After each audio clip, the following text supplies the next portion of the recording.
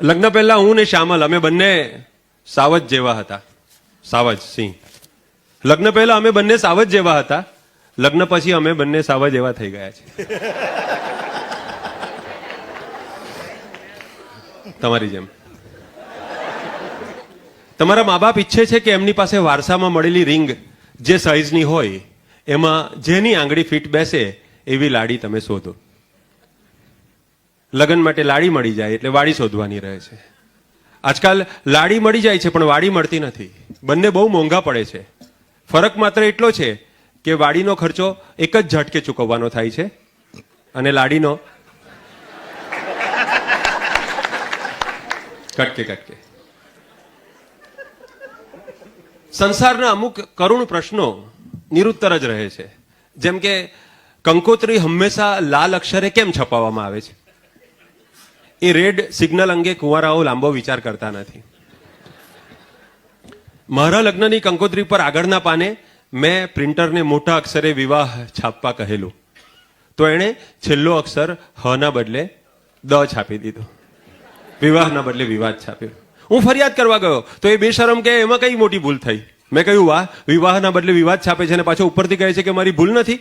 એ કે બરાબર જ છે ને, વિવાહ તો એક જ દિવસ છે ને.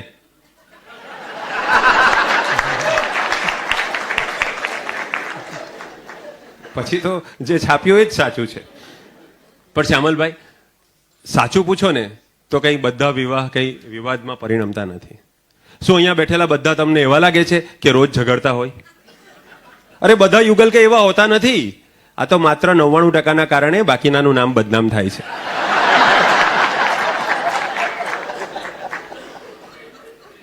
તો પ્રત્યેક મારી પાસે જે કોઈ ભૂલથી આવી ચડે છે, પ્રત્યેક લગ્નોત્સુકને હું એ જ આત્મભાન કરાવું છું કે 1% સફળતાની આશાએ ઇશ્કનું રિસ્ક શું કામ ઉઠાવવું? પ્રેમના ઇસ્યુમાં શરૂઆતમાં કિસ્યું અને મિસ્યુનું આકર્ષક રિટર્ન મળ્યા પછી ભાઈઓનું ગાડું રગસ્યું થવાથી બહેનોના નસીબે આંસુ લૂછવા ટીસ્યુ જ આવે છે.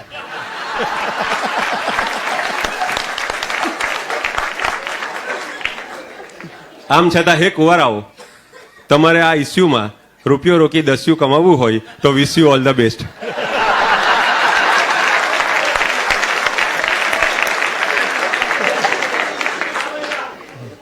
કહેવાય છે કે જોડીઓ સ્વર્ગમાં બને છે.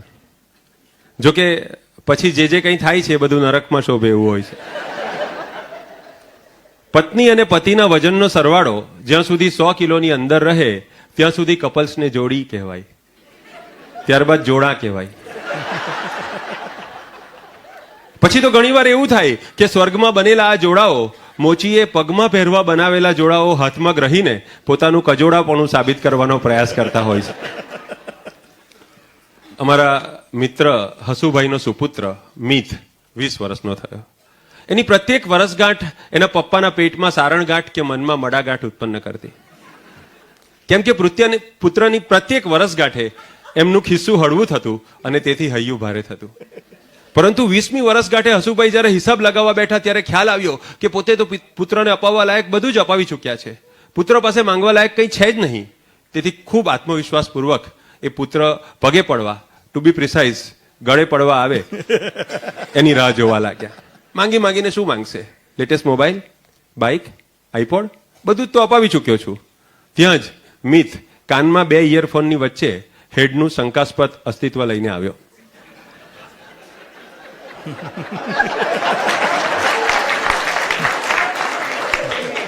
અને જીવતા બાપને ડેડ કહીને બૂમ પાડી. પહેલાના જમાનામાં પુત્ર મા બાપને પગે લાગતો ત્યારે આજુબાજુ વાળાને એના સંસ્કારી અંતરનું દર્શન થતું. હવે લો વેસ્ટ જીન્સ પહેરેલા પુત્રો પગે લાગે તો આજુબાજુ વાળાને એના અંતર વસ્ત્રોનું અસંસ્કારી દર્શન થાય છે.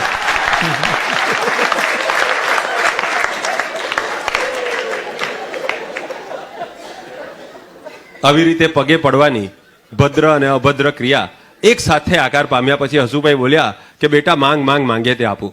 એટલે મિત વિના વિલંબે અને વિના સંકોચે બોલ્યો કે મને એક સુંદર પરી જોઈએ છે. હસુભાઈ બોલ્યા બેટા પરીઓ ને ડીંગલીઓ એ બધું તો છોકરીઓ માંગે. એટલે હસુભાઈની ગેરસમજ દૂર કરતા પુત્ર બોલ્યો લગ્ન કરવા છે મારે.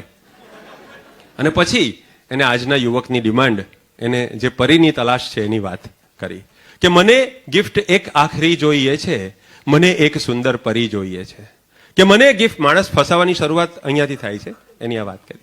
કે મને ગિફ્ટ એક આખરી જોઈએ છે, મને એક સુંદર પરી જોઈએ છે, સ્વર્ગથી સરસ સાસરી જોઈએ છે, ત્યાં સાડીઓની હાજરી જોઈએ છે, ને શાળાઓની ચાકરી જોઈએ છે, કે જીવવાને માટે ધરી જોઈએ છે, મને એક સુંદર પરી જોઈએ છે. કેવી પરી?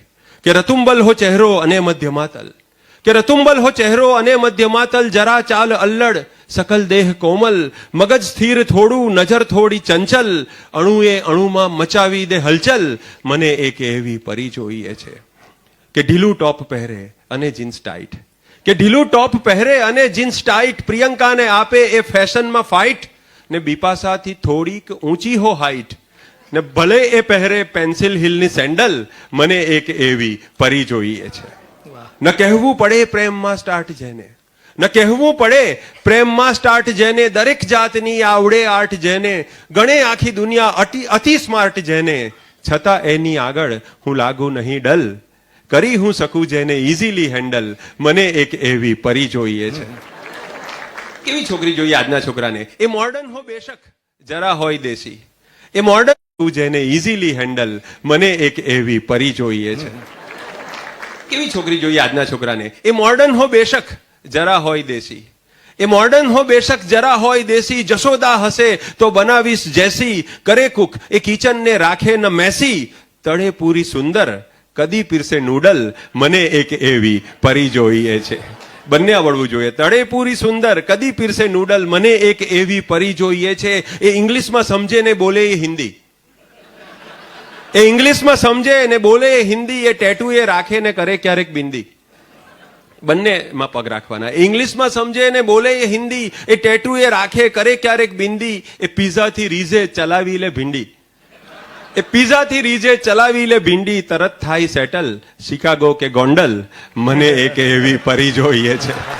કે તરત થાય સેટલ શિકાગો કે ગોંડલ, મને એક એવી પરી જોઈએ. આ તો પરી જોઈએની વાત થઈ, પણ આનાથી રિવર્સ વિચારીએ તો પ્રત્યેક પરીને પણ એક પરાની તલાશ હોય છે.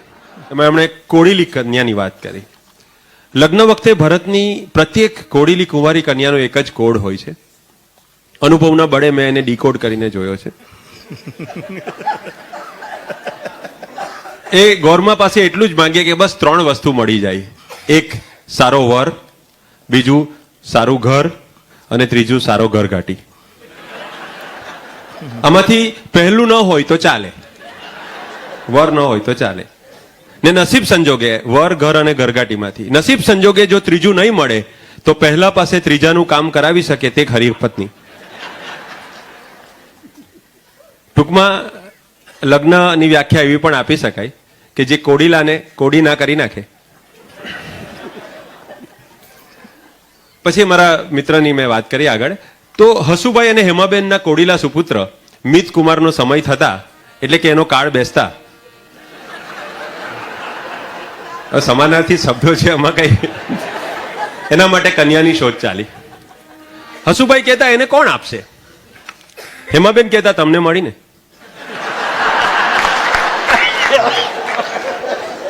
પછી ફિલસૂફની અદાથી કહેતા કે ભગવાને દરેક પગ માટે એક સેન્ડલ અને દરેક નંગ માટે એક સેમ્પલની રચના કરેલી જ હોય છે.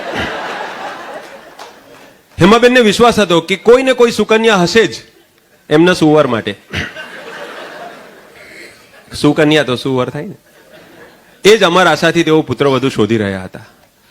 બેટર ચોઇસ અને વાઇડ સિલેક્શન માટે આ પરિવારે દક્ષિણ ગુજરાતના સુરત શહેરના અમારા સન્મુખ સુરતીની કન્યા તરફ નજર દોડાવી.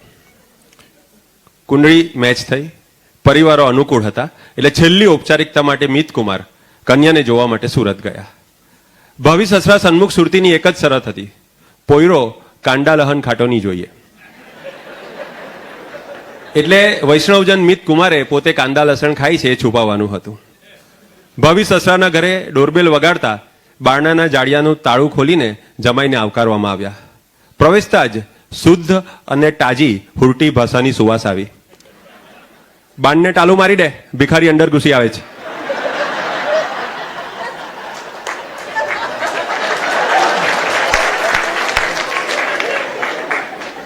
સન્મુખ સુરતી તાળુક્યા. આવા સ્વાગત પછી સસરાએ ઘર નોકરને કહ્યું, ડોફા હોફા હાફ કર, નીટો જમાઈરાજની પૂઠે બધી સુરતની ઢૂલ લાગી જશે. હોફા હાફ થયો એટલે કે સોફા સાફ થયો અને જમાઈએ પૂંઠ ટેકવી.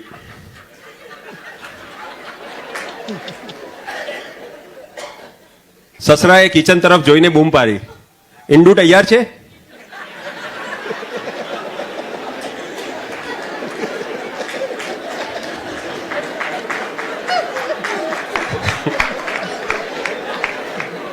મિતકુમાર હચમચી ગયા. વાત તો થઈ હતી કે આ પરિવારને કાંદા લસણનો બાદ છે ને આ લોકો સવારની પોરમાં ઈંડું પીરસવાની વાત કરતા હતા.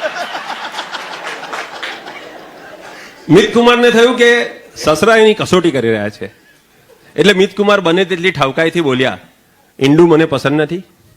એકચ્યુઅલી અમારા આખા પરિવારમાં કોઈને ઈંડું ન ચાલે. સસરા અકરાયા, અરે ઈંડું પસંદ નહીં મળે તો હું કામ હુરટ ઉડી લાંબઠિયા. સાસુ સરલાબેન રડમસ થઈ ગયા. આ રીતે અમારા પરિવારની ફજેટી કરવાની? મિતકુમારને સમજાયું નહીં કે સવારની પોરમાં ઈંડું ખાવાની ના પાડવાથી કોઈ પરિવારની ફજેતી કેવી રીતે થાય. તેમ છતાંય મિતકુમાર બોલ્યા, સોરી. તમારી સોરીની હું અમારે હોળી કરવાની? સસરા હજુ ગુસ્સામાં જ હતા. જ્ઞાતિના મેરામાં અમે કહ્યું કે અમને મીઠ ચાલે હે. મીઠ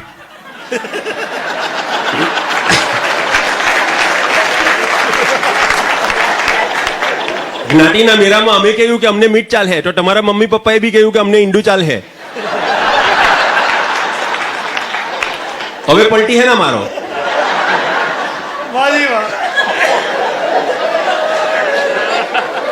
બે વૈષ્ણવ વેવાઈઓ વચ્ચે એકમેકને એક અને મટન ચાલે એવો સંવાદ થાય એ મિતકુમારની અલ્પ બુદ્ધિ માટે કલ્પના બહારનું હતું. પણ સસરાએ પછી હાથ જોડ્યા. જેમ તુષારભાઈએ વાત કરી કે સસરાએ તો જોડવા જ પડે. પણ ઈંડું તૈયાર છે તો હવે જોઈ તો લેવું.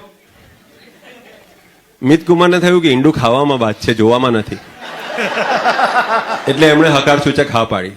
સસરાએ 3 તાલી પાડી એટલે એક સુંદર કન્યા ટ્રે લઈને આવી. ટ્રેની અંદરનો ખાદ્ય પદાર્થ જોતા મિતકુમારને થયું કે આ ઈંડા લંબગોળના બદલે ગોળ કેમ છે. સસરાએ ખુલાસો કર્યો કે રસગુલ્લા છે.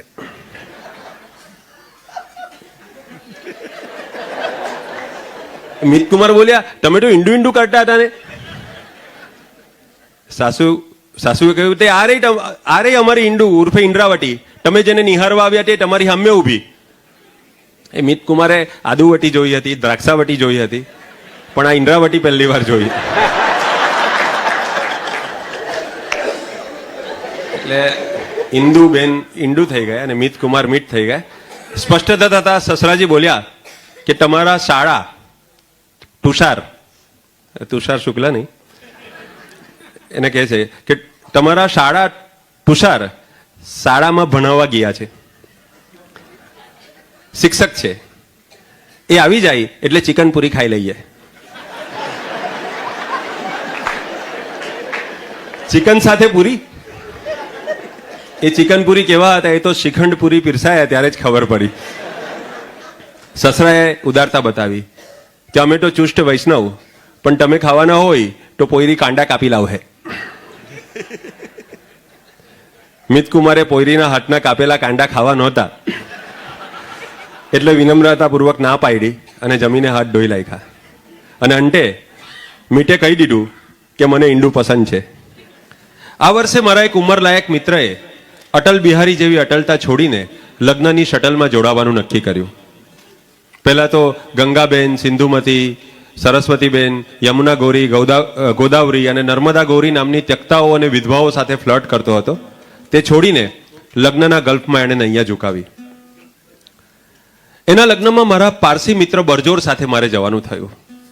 બરજોર અમારા બંનેનો કોમન અને વાંઢો મિત્ર. તમે તો જાણો છો કે પારસીઓમાં વાંઢા હોવું કોમન છે અને પરણવું અનકોમન છે. લગ્નની વિધિ ચાલતી હતી.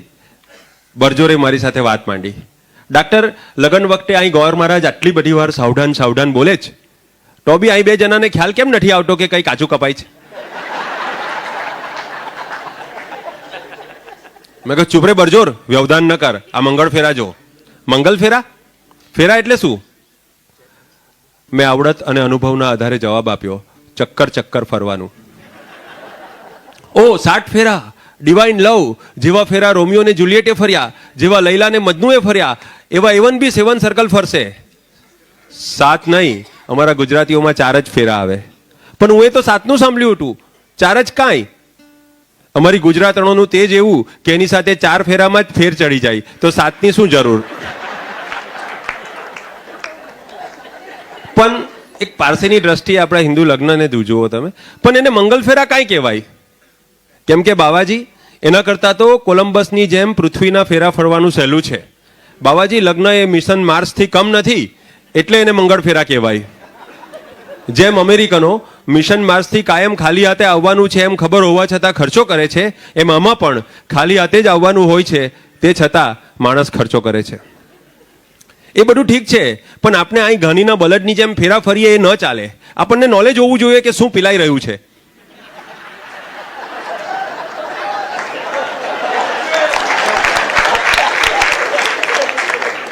આઈ મીન એમાં વિધિ શું હોય? બાવાજી 4 ફેરામાં 4 જાતના દાન કરવામાં આવે છે. પહેલા ફેરામાં ગાયનું દાન દેવાય છે. મારે ગાયના બદલે કાવ બોલવું જોઈતું હતું, કેમ કે બાવાજી જીવવાય ગાય સમજ્યા.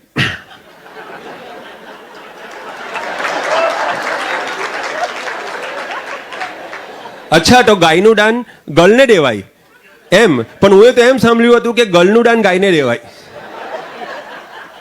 આ બાવાજી સાથે વાત કરવાનું કસ્ટમ ઓછું કરવા માટે મેં અષ્ટમ પષ્ટમ બતાવ્યું કે કન્યાનું દાન તો છેલ્લા ફેરામાં દેવાય. તો કે છે નોન રિફંડેબલ દાન. તો ઓફકોર્સ કરમુક્ત દાન, બુદ્ધિના બારદાન બાવાજી, આ દાનમાં કર મુક્ત ન રહે. એ તો હસ્તમેળાપ વખતે બંધાયો તે બંધાયો. મેં કહ્યું છોડ બરજોર, ચાલ હવે આ વિધિ જો. પણ બરજોરે તાળી પીધી હતી કે શું, તેથી ચાલુ વિધિ અટકાવીને પેલા વરરાજાને કહે પહેલા મારી ગઝલ સાંભળ. લગ્નના મંગલાષ્ટક ગાવાનો ટાઈમ, ત્યારે એ ગઝલ સંભળાવે છે કે ગરડો થઈ ગોરે ચરે જ, આઈ માણસ શું કરે છે? કે ગરડો થઈ ગોરે ચરે જ, આઈ માણસ શું કરે છે? ને ખારો ખોડી ખુદ પરે જ, આઈ માણસ શું કરે છે?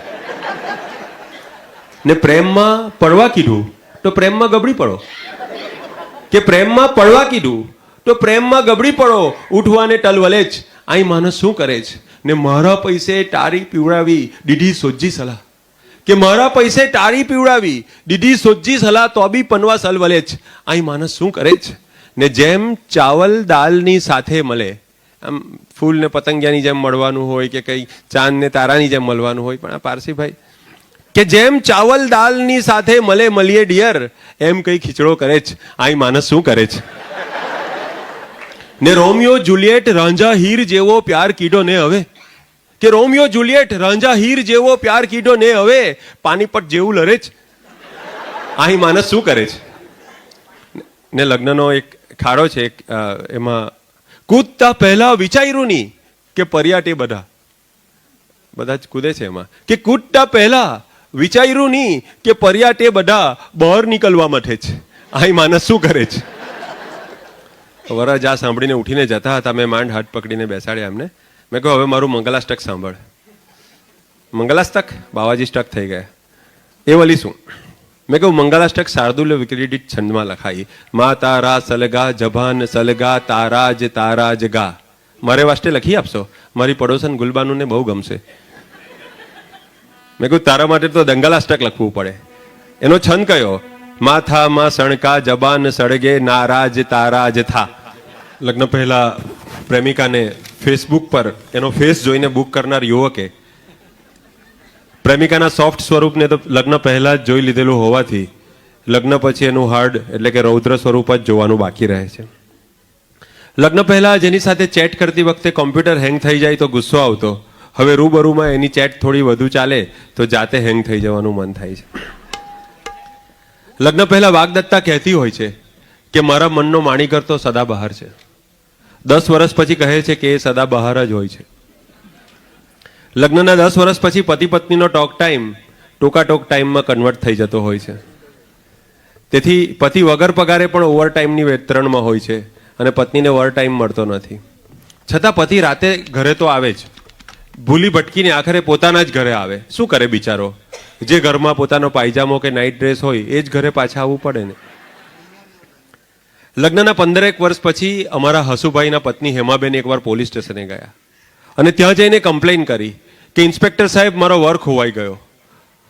આમ પણ બધી પત્નીઓની ફરિયાદ હોય છે કે વર ઘરે હોય ત્યારે પણ ખોવાયેલા જ રહે છે. પણ હસુભાઈ તો ખરેખર ખોવાઈ ગયા હતા. રાતે પાયજામા માટે ન આવ્યા. એટલે હેમાબેને પોલીસ સ્ટેશન જઈને ફરિયાદ કરી. ઇન્સ્પેક્ટરે FIR નો ચોપડો કાઢીને પેન હાથમાં લઈને બોલ્યા, નામ હેમાબેન. અરે બેન, વરનું નામ પૂછું છું. એટલે હેમાબેન માથું ખંજવાળતા બોલ્યા, બધા એને હેમાનો વર જ કહે છે. હા, હસુ નામ છે એનું. વર્ણન આપો. ઊંચાઈ? એક્ઝેક્ટ ખ્યાલ નથી. મારી સામે તો વાંકા વળીને જ ઊભા રહે છે. વજન? તમારું કેટલું છે? બસ હશે એટલું જ. પસ્તી થોડી છે કે વજન કરીને કાઢીએ. ઇન્સ્પેક્ટર પૂછે છે, વાળનો રંગ? હે, એ તો ડાય ક્યારે કરી છે એના પર આધાર. ઇન્સ્પેક્ટરને ખ્યાલ આવી ગયો કે દાખલો ભારે છે, છતાં એ હિંમત ન હાર્યા. શરીર પર કઈ આઈડેન્ટિફિકેશન માર્ક, ઘા કે વાગ્યાની નિશાની? એ તો થાય, રૂજાઈ જાય અને પાછી નવી થાય. હવે આનું કરવું શું? આના વરને શોધવો કેમ? છતાં ઇન્સ્પેક્ટરે કોશિશ ચાલુ રાખી. એમનો પહેરવેશ તો કે ઘરમાં લુંગી ગંજી, બહાર શું પહેરીને જાય છે તે ધ્યાન રાખતી નથી. ઇન્સ્પેક્ટરે છેલ્લો દાવ અજમાવ્યો. અચ્છા, એ છેલ્લી વાર જ્યારે ઘરથી નીકળ્યા, ગુમ થયા, ત્યારે એમની સાથે કોઈ હતું? તો કે હા, હતો ને, અમારો કૂતરો આલ્સેશિયન, વજન 47 કિલો, રંગ તપકીરીયો, જમણા પગે કાળા રંગનું લાખું, 3 ફીટ 4 ઇંચ લંબાઈ, બ્રાઉન કલરનો પટ્ટો છે, પટ્ટા પર બિલ્લો છે, બિલ્લા પર ટોમી લખેલું છે.